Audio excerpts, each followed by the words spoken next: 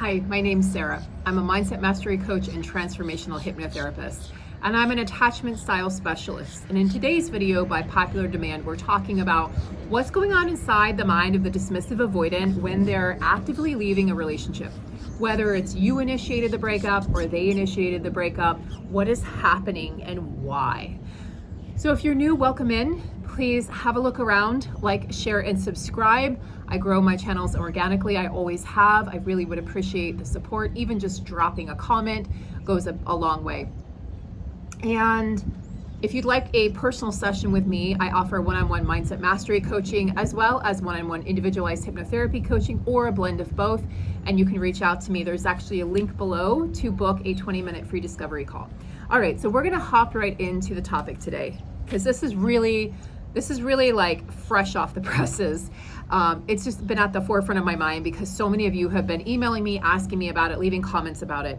So the first thing that's gonna happen is they're gonna feel this innate need and desire to detach and deactivate. This is a dismissive avoidant, not the fearful avoidant. Although sometimes you can have a fearful avoidant who's leaning dismissive, right? And so they can oftentimes show up as more of the dismissive avoidant versus the anxious attachment type. They're internalizing their emotions. So while they're detaching and deactivating from you and from the relationship, they're internalizing things. What that means is they're less likely to actually process things and see them through. They're actually less likely than the other attachment styles to grow and learn from a loss. Why? Because they're actively suppressing it or repressing it. And they do this by various modalities. They stay busy and they stay distracted. So they may push you away as a defense. Like, this is the reason why they're having to detach and deactivate, is because of their nervous system response to what's happening inside of the relationship. So they may push you away to a degree, and they're distancing themselves from you. They're avoiding and they're emotionally suppressing what's happening, hence the term avoidant. Later, they may feel a delayed sense of remorse and regret.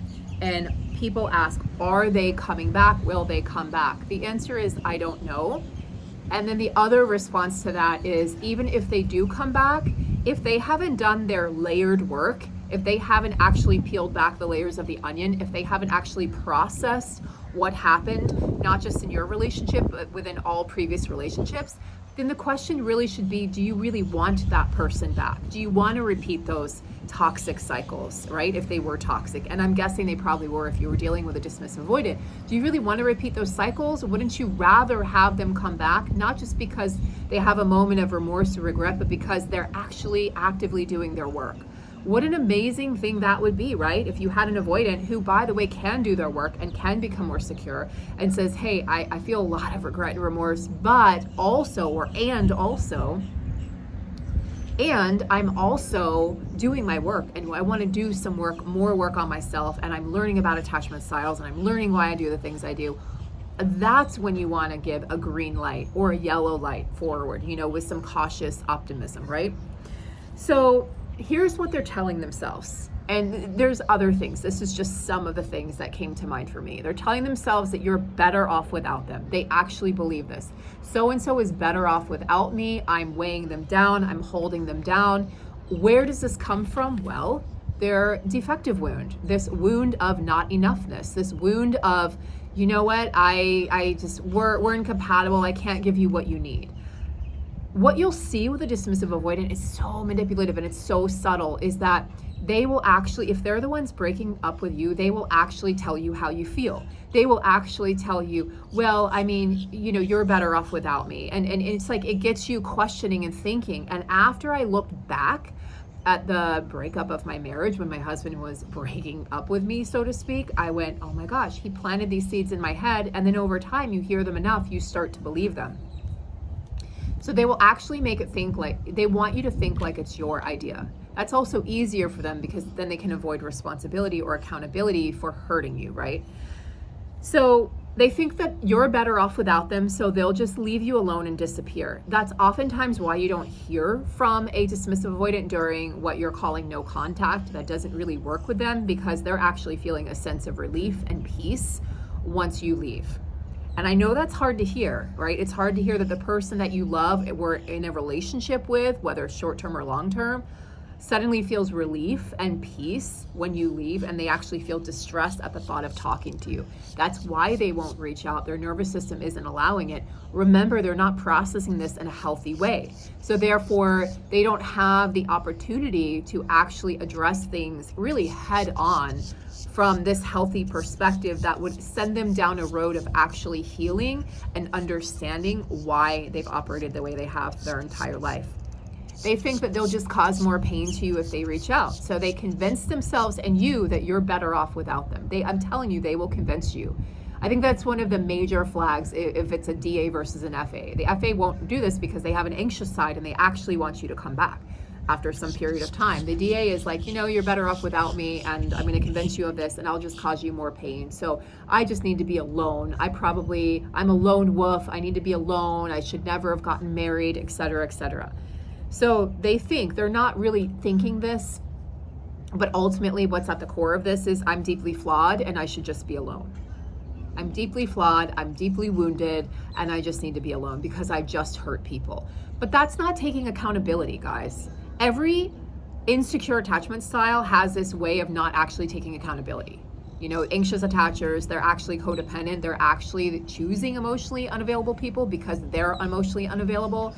And with the DA, they're telling themselves they're unworthy of being happy. They're unworthy of being loved. They're defective at their core.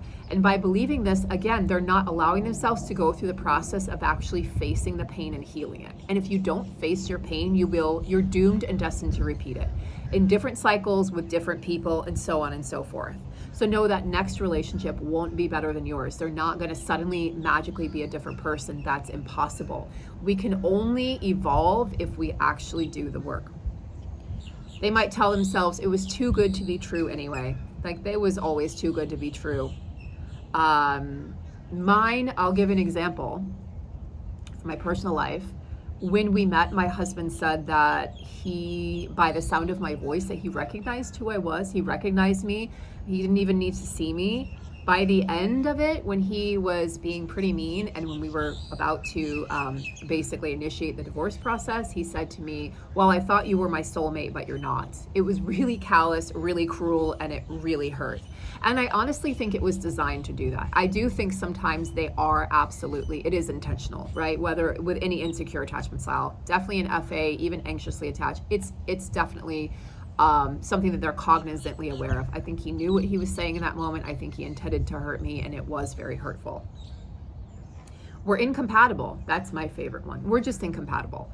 Well, the truth is that no two people are going to be perfectly compatible. You can ask any good therapist. No two people are going to be perfectly compatible. You have to work at this. You're going to have differences. And these differences typically can be worked through. In fact, that's why they say opposites attract, because oftentimes opposites can beautifully blend together and balance each other out if given the right tools with the right skill set and communication style. I can't meet their needs. This is another one of my favorites. I can't meet your needs. So you're just better off alone because I can't give you what you need. Again, it's a cop-out. This dismissive avoidance, if you're watching this is a cop-out. I'm not saying it's intentional, but I think on some level you're aware of this. You're basically saying, I would rather not do the work and try to make this work. I would rather just go off and be alone and try again with somebody else. But you're going to repeat the cycle ad infinitum because you haven't changed. You're not going to magically change for a new person. Guys, people don't change for other people. They change for themselves when and if they're ready to. Period. End of story. This whole fairy tale bullshit that we've been sold by Hollywood is not true. People don't magically, when somebody says, when I have a client that says, well, the guys always marry the woman after me, or the girl always marries the guy after me, or something to that effect, I think, okay, well, they didn't suddenly change and become your perfect person. They're just maybe a better match for that person. But it's definitely not that they suddenly magically became everything you needed and wanted them to be for somebody else. That's just not going to happen, period. They deserve better than I can give them. All right, we've kind of gone over that. The peace and silence is so nice. Until it isn't, right? Until probably another loss compounds your loss. Another loss will come into their life, which will compound the loss of losing you, which will actually force them to face it. Because eventually, guys, they're going to have to face this. You can't go through life just, You're going to be in so much pain if you go through life avoiding and avoiding and avoiding that at some point in time they're going to be faced with facing themselves. I'll just stay busy and distracted to avoid processing this. I don't even know if that's conscious or not. I think that's mostly subconscious behavior. I'll just stay busy and I'll just avoid processing this and that'll be fine. But in reality, it's not fine. And in reality, again, they're going to be in the same place they were. Actually, they're in a worse place than when they met you because now they have your loss, the loss of your relationship or your marriage to compound all the other losses. And they just keep adding on loss after loss and pain after pain. And it's all unprocessed trauma. They're going to distance from you. So they're going to distance from you in whatever way they can. They may say, you know, I don't want to do a postmortem on this relationship. I don't want to talk about it. They may just avoid you altogether. If you're going through a divorce or have legalities or businesses together or et cetera, kids together, it's going to be more complicated. They're going to be forced to actually interact with you, but they would rather not. They would actually rather keep you at arm's length. And then again, I think, as I mentioned, they may have later delayed remorse and regret, but that doesn't mean that you should go back to them. The DA is most likely out of all the insecure attachment types to avoid self-reflection. So they're hindering their own personal growth. They're not helping themselves by doing this. God, if you're a DA watching, you are hindering your own personal growth by avoiding yourself and avoiding the pain. You can only avoid the pain for so long. I stick to that. I truly believe it. You can only avoid it for so long before suddenly you're overcome by it or you succumb to the pain. And that could be illness or dis-ease, unfortunately, or it could look like a nervous breakdown. It could look like a number of things, but you can't go on like that because you're not only holding on your pain, you're holding on to your pain, you're holding on to the pain you've caused other people and maybe the amends that you've never made with yourself or with other people. Man, that's so much forgiveness work and it will weigh you down, DAs. So the other thing is they tend to have a pretty positive self-view. This is why oftentimes you will hear people call a DA a narcissist. Again, I don't believe in that label. It's unhealed trauma, but that's why you'll hear that. But this can really inhibit their ability to reflect, and it will deprive them of the ability to grow and evolve as a person and as a wife or husband, boyfriend, girlfriend, etc. It'll really inhibit them of the ability to learn how to do things differently next time. So again, then they're just repeating the cycle ad infinitum. They also will think to themselves, this is a very good decision that I made. They will convince themselves, again, they've already convinced you probably, they'll convince themselves this is a very good decision. I absolutely made the right decision for everyone involved. And they will basically make a unilateral decision for the relationship without consulting you. And that is absolutely maddening to be on the receiving end of that because you're thinking, well, I get a say-so in this. This is my marriage. This is my relationship too. This is my future also and my feelings. No, the DA's probably already made up their mind that this is the best thing for everybody involved, and they're really good at convincing themselves and even manipulating themselves. So that's just to sum up what the DA is feeling when they're breaking up with you, or could also be, if you're breaking up with them, really, but really more from the perspective of if they're breaking up with you and what they feel, why they feel it, what's going on, and if they're likely to be able to actually self-reflect. That would take professional help and time and energy and an investment in themselves, which I don't think they've ever really done. They've invested in themselves in other ways. They've maybe bought a car, right? Or a toy like an airplane or a sports car or a boat.